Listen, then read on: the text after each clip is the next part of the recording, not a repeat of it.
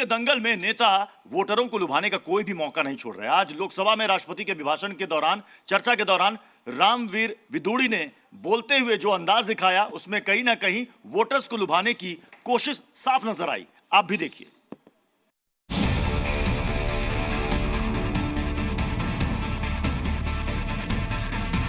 5 फरवरी को होने वाले दिल्ली चुनाव में जनता किसके हक में वोटिंग करेगी, इसको लेकर आज आखिरी रण छिड़ा है। महज कुछ मिनटों बाद दिल्ली में चुनाव प्रचार खत्म हो जाएगा।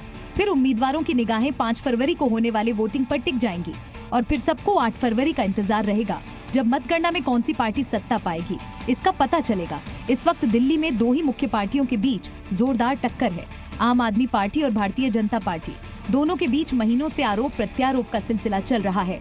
कोई किसी से कम नहीं पड़ना चाहता, लेकिन आज जब संसद की कार्यवाही शुरू हुई तो बीजेपी दिल्ली की जनता के लिए ये मौका भी नहीं चूकी।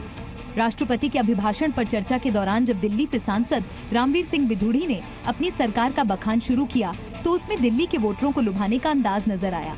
उन्होंने जमकर मोदी सरकार की तारीफ की और कहा कि प्रधानमंत्री की अच्छी सोच के कारण ही दिल्ली की झुग्गी बस्ती वालों को पक्का मकान मिलने वाला है।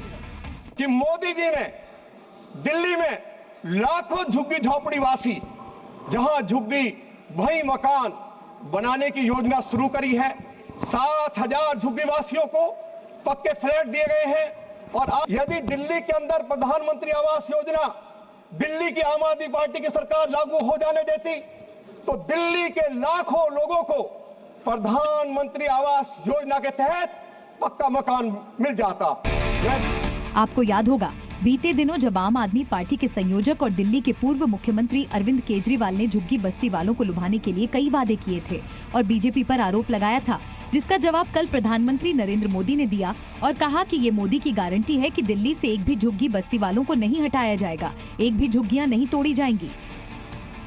अगर गलती से बीजेपी की सरकार आ गई तो आपकी झुग्गी बचने वाली नहीं है। सारी झुग्गियां ये 6 महीने में तोड़ देंगे।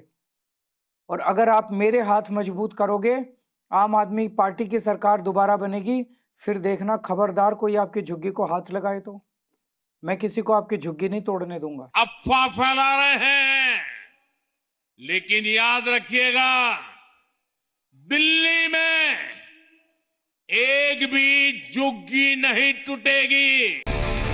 दिल्ली में दोनों दल खुलकर आमने सामने हैं। बीजेपी और आम आदमी पार्टी इस बार दिल्ली को जीतने का मौका नहीं छोड़ना चाहती, लिहाजा रैली से संसद तक बीजेपी आम आदमी पार्टी के खिलाफ हमलावर है। दिल्ली के अंदर अरविंद केजरीवाल की सरकार ने सैकड़ों झुग्गी झोपड़ी वासियों को उजाड़ा, लेकिन किसी एक झुग्गी वासी को फ्लैट में पुनर्वासित नहीं किया। आज फ्लैटों की हालत जर्जर हो गई है। वर्ल्ड क्लास स्किल सेंटर की नींव रखी गई। 40 एकड़ जमीन पर कम से कम 10,000 बच्चों को वहां उनको ट्रेनिंग मिलती। मोदी जी की सरकार ने लैंड यूज चेंज कर दिया, लेकिन 2012 से लेके आज तक जौनापुर में जो सिंगापुर सरकार की सहायता से जो वर्ल्ड क्लास स्किल सेंटर बनना था, दिल्ली की आम आदमी पार्टी की सरकार ने उसको नहीं बनने दिया।